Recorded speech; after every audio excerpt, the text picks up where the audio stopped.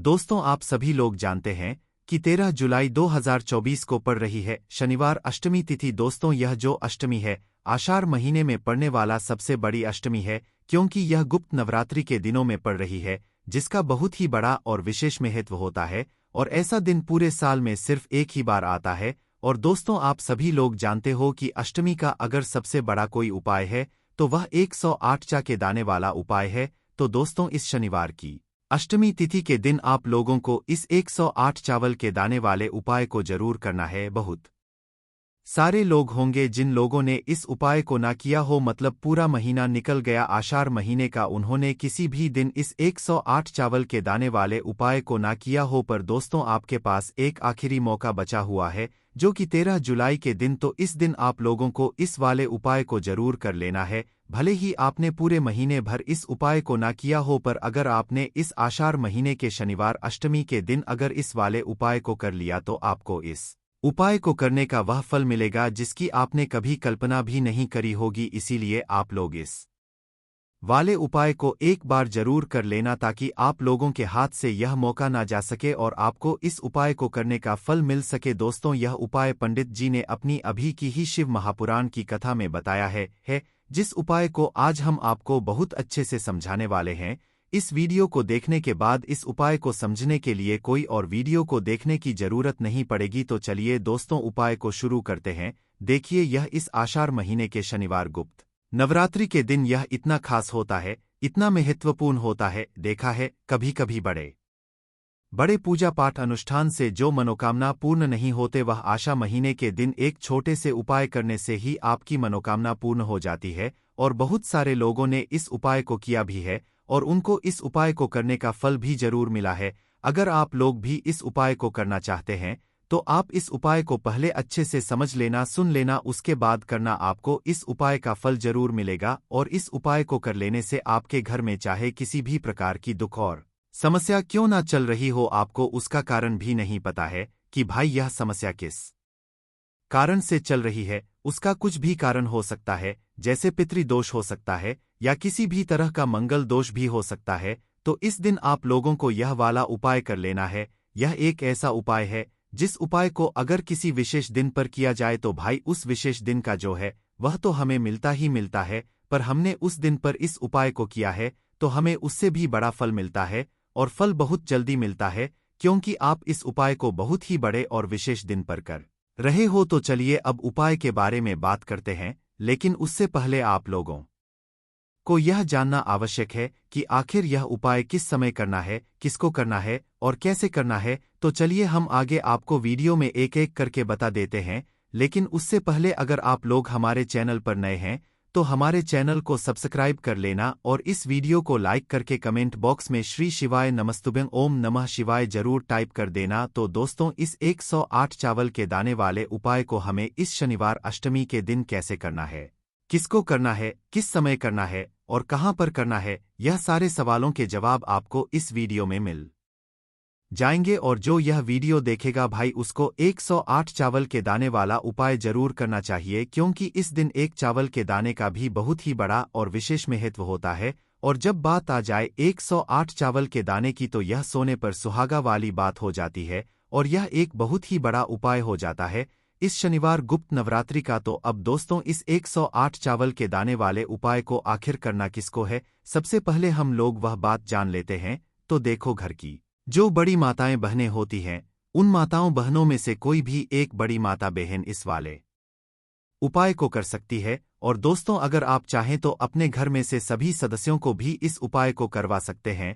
अगर किसी व्यक्ति की खुद की कोई मनोकामना है, खुद की कोई दुख और परेशानी है जो कि वह अपने लिए ही करना चाहता है इस वाले उपाय को, तो वह खुद अपने लिए भी कर सकता है। बाकी अगर कोई घर में से ऐसा है जो कि अपने पूरे घर परिवार की सुख और शांति के लिए यह वाला उपाय करना चाहता है, तो भाई वह भी कर सकता है, उसमें भी कोई दिक्कत वाली बात नहीं। कहने का मतलब यह है कि इस उपाय को हर एक सदस्य भी कर सकता है और पूरे घर परिवार के सदस्य के लिए घर की बड़ी माताओं बहनों में से कोई एक माता बहन भी कर सकती है। माताएं बहनें अगर घर में उपस्थित ना हो या वह यह वाला उपाय ना कर पा रही हो, तो फिर घर का कोई बड़ा सदस्य भी इस 108 चावल के दाने वाले उपाय को कर सकता है। चाहे फिर वह पुरुष ही क्यों ना हो, उसमें कोई भी दिक्कत वाली बात नहीं है। अब दोस्तों, इस 108 चावल के दाने वाले उपाय को हमें करना कहाँ पर है? हमें इसे शिव जी के मंदिर में जाकर करना है। बहुत सारे लोग प्रश्न करते हैं, हर एक उपाय को करते समय क्या हम इस उपाय को घर पर कर सकते हैं?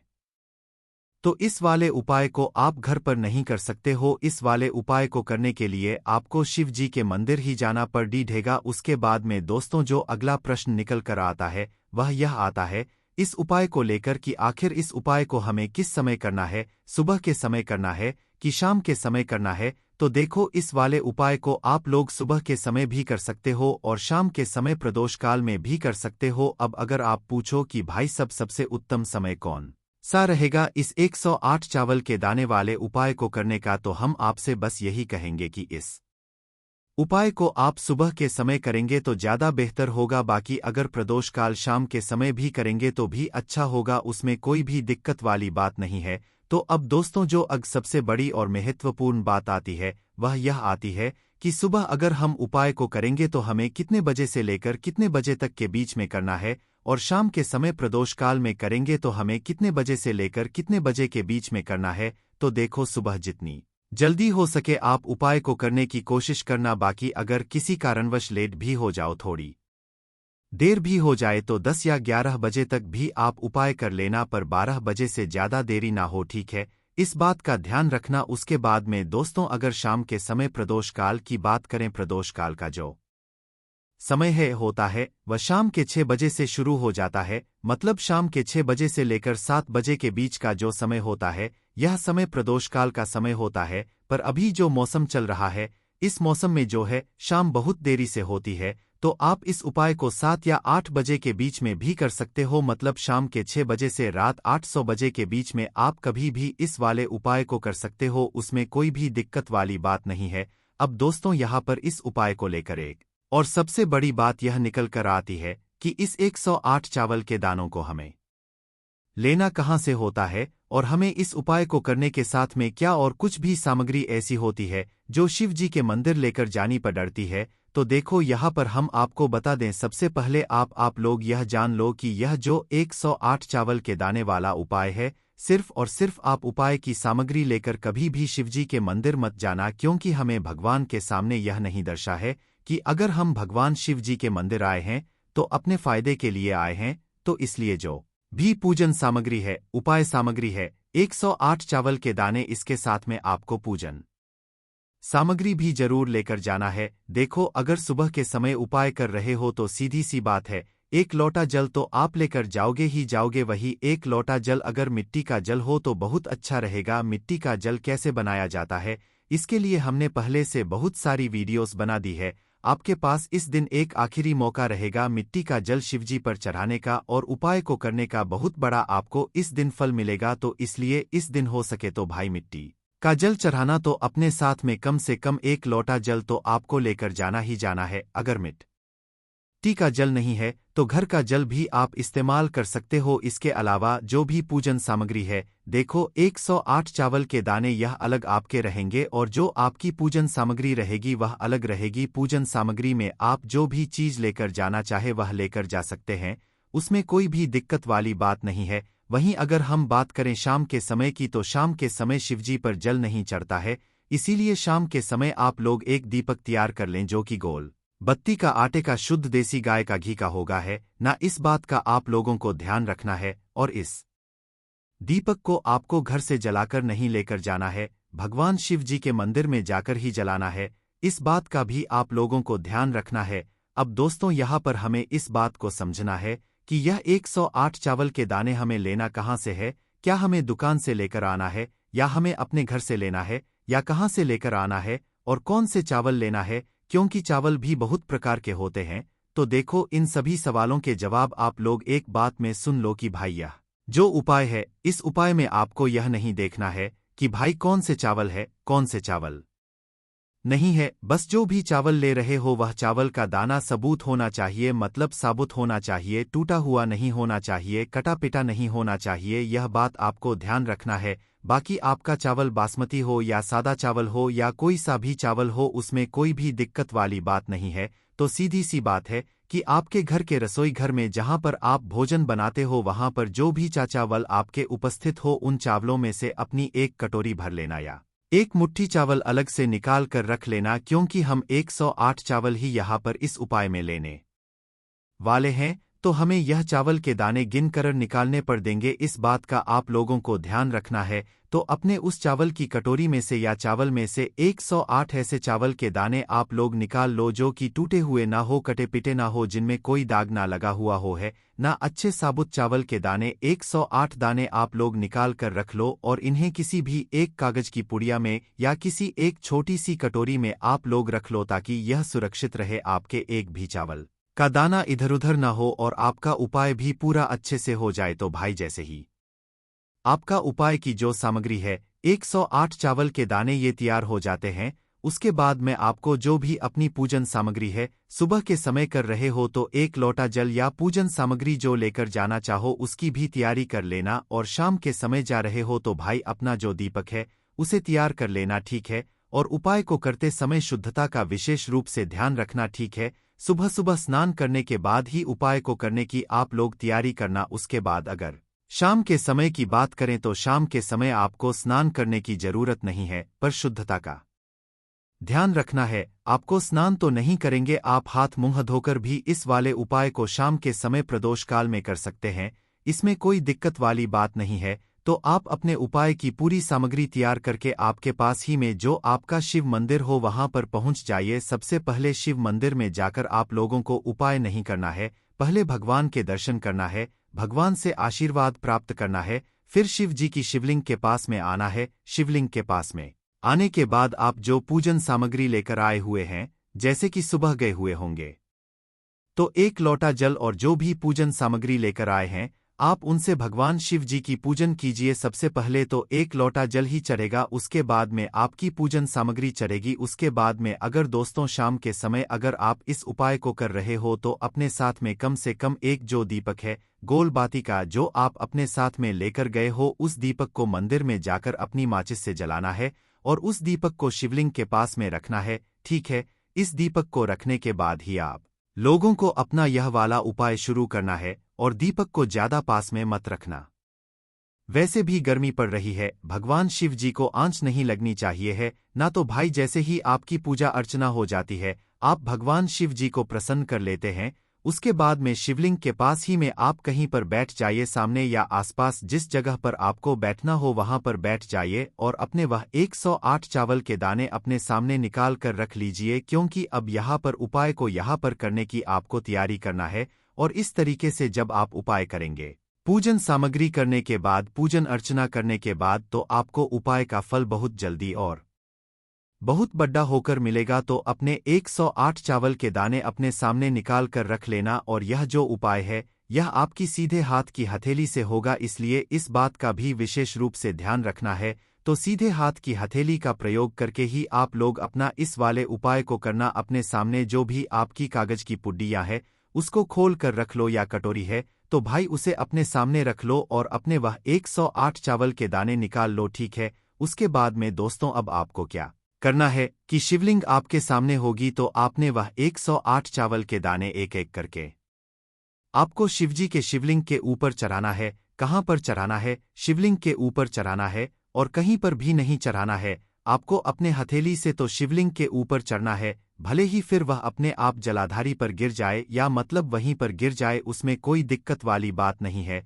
पर आप चढ़ाओ शिवलिंग के ऊपर ही। तो आपको क्या करना है, अपना पहला चावल का दाना उठाना है, श्री शिवाय नमस्तुभ्यम बोलना है और शिवलिंग पर चढ़ा देना है। इसी तरीके से दूसरा चावल का दाना उठा है, शिवलिंग पर चढ़ाना है और मंत्र बोल देना है और फिर तीसरा चावल का दाना उठाना है, श्री शिवाय नमस्तुभ्यम बोलना है और चढ़ देना है। इसी प्रकार से आपको पूरे 108 चावल के दाने एक एक करके शिव जी के शिवलिंग के ऊपर चढ़ाना है और भगवान से प्रार्थना करते जाना है। मतलब प्रार्थना तो आपको आखिरी में करना है, पर हर एक चावल के दाने को चढ़ाते समय श्री शिवाय नमस्तुभ्यम जरूर बोलना है।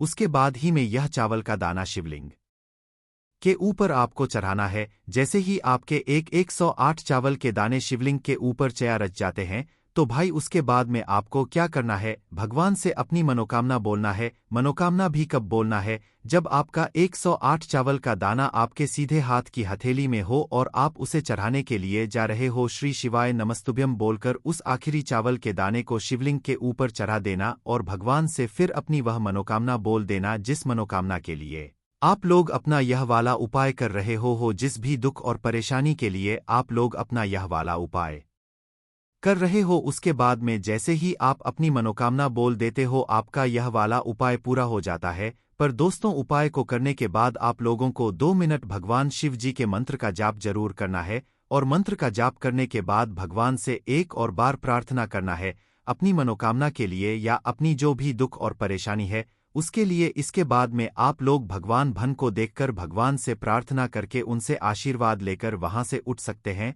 और अपने घर पर जा सकते हैं। बस दोस्तों, यहाँ पर यह वाला उपाय पूरा हो जाता है। इस तरीके से जो भी व्यक्ति छोटी छोटी चीजों का ध्यान रखते हुए इस 108 चावल के दाने वाले उपाय को करेगा, निश्चित सी बात है उसे उसकी मनोकामना जल्द ही पूर्ण होगी और जो भी दुख और परेशानी है वह भी बहुत ही जल्दी दूर और पूर्ण रूप से आपके घर में भौतिक सुख आकर के निवास करने लगते हैं।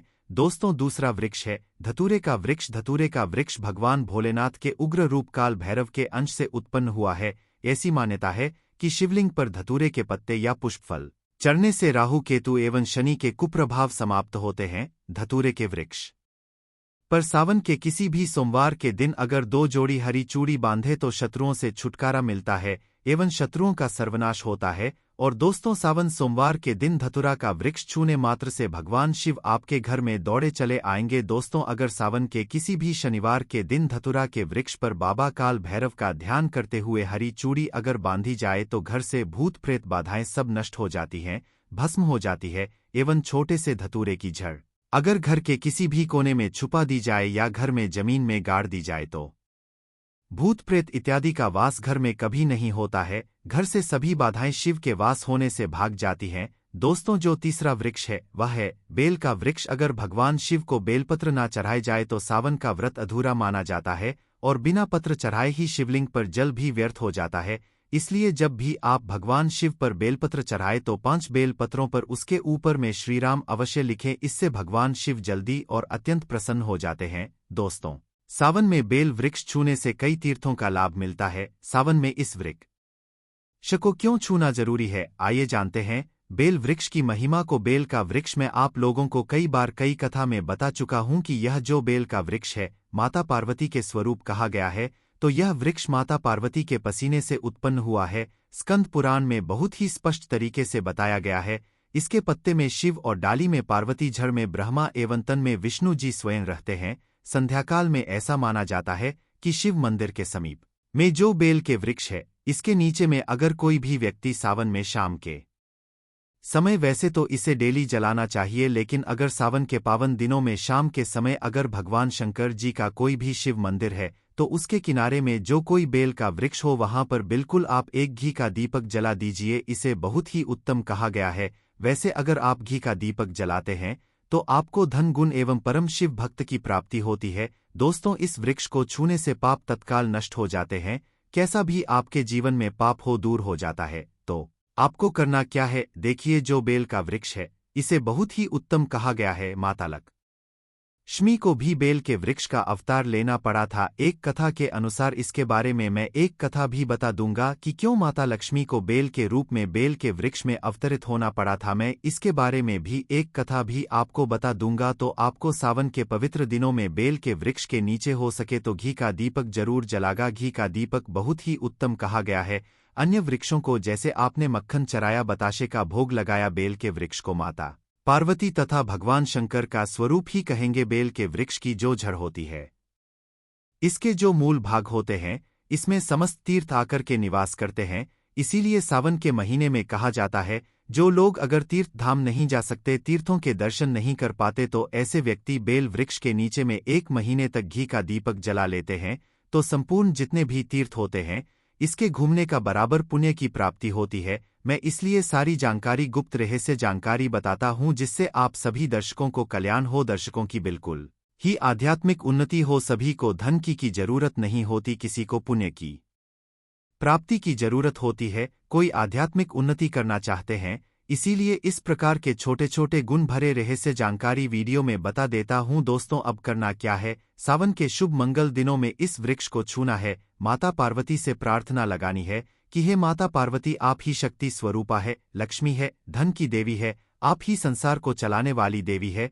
इस प्रकार से प्रार्थना करते हुए इस वृक्ष को छूना है और बोलना है, मेरी गरीबी मिटाए माता, मेरी निर्धनता को मिटाए, मेरे जीवन में चल रही परेशानियां सारी परेशानियों को दूर करें। इस प्रकार प्रार्थना करते हुए आपको एक कपूर और एक लौंग को भी जला देना है और एक काम जरूर करना है। जलाने के बाद इस वृक्ष को आपको बोलना है कि मैं भोग स्वरूप आपको धतूरे के पत्ते एवं धतूरे के फल समर्पित कर रहा हूं, आप स्वीकार करें। दोस्तों, इस वृक्ष की जड़ के नीचे में भी आपको धतूरे के फल एवं पुष्प को, पुष्प है तो पुष्प भी रख सकते हैं, फिर पत्ते रख दीजिए और अब वृक्ष आपको छूना है, प्रार्थना करते हुए कि हमारी गरीबी मिटाए, हमारी निर्धनता मिटाए, बिल्कुल ही आपके जीवन में कभी गरीबी नहीं आएगी। और एक प्रार्थना जरूर करना है, किसी की हाय लग गई हो, बद्दुआ लग गई हो, किसी का दोष लगा हो जिसके कारण हमारी आध्यात्मिक उन्नति नहीं हो पा रही हो, तो आप जो है हाय बद्दुआ एवं किसी का दोष लगा हो उसे तुरंत दूर करें। शनि राहु केतु का अगर दुष्ट प्रभाव लग रहा हो, नवग्रहों में से कोई नवग्रह हमें पीड़ित कर रहा हो, या फिर किसी भी हमारे पूर्वजों द्वारा किसी भी प्रकार का हमें पितृदोष लगा हो, क्योंकि पितृदोष लगने के कारण व्यक्ति की आत्मिक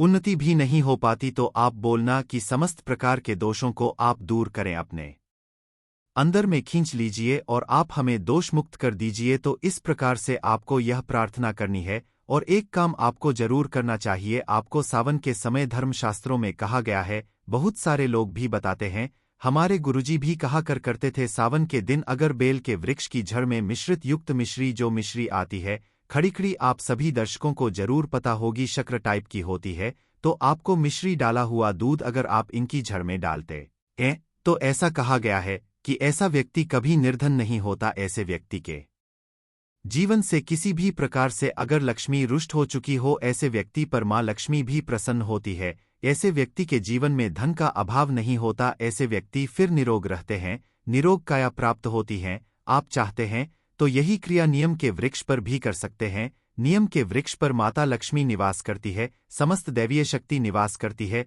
नियम के वृक्ष में अगर आप जो है सावन के शुभ मंगल दिनों में आपको एक गिलास या फिर एक लोटे सामर्थ्य के अनुसार तांबे के लोटे में आपको दूध डाल करके इनके अंदर जो है अभिषेक करना चाहिए, इनकी जड़ में डालना चाहिए, लेकिन आपको मीठा दूध ही डालना है, मिश्री मिला हुआ दूध आपको चरना है, इनकी जड़ में डालना है और गरीबी मिटाने की प्रार्थना करनी है। या फिर जिन लोगों पर कर्जे का भार है वह लोग बोल सकते हैं कि हमारे कर्जे का भार दूर हो, या फिर जीवन में जो किसी भी प्रकार की जो परेशानी है वह परेशानी भी बोल देना, वह परेशानी तत्काल यह वृक्ष समाप्त करते हैं और आपको इसे छू करके आ जाना है। दोस्तों, सावन में आप इन वृक्षों को जरूर छुएं, आपका कायाकल्प हो जाएगा, भगवान शिव आपके ऊपर मेहरबान हो जाएंगे, आपकी भक्ति की कामना आराधना पूर्ण हो जाएगी। तो अगर आप महादेव की कृपा प्राप्त करना चाहते हैं और उन्हें अपने घर पर बुलाना चाहते हैं तो कमेंट बॉक्स में लिखें, भगवान शिव आपका स्वागत है हमारे घर में, हर हर महादेव, ओम नमः शिवाय एक लाइक जरूर करें।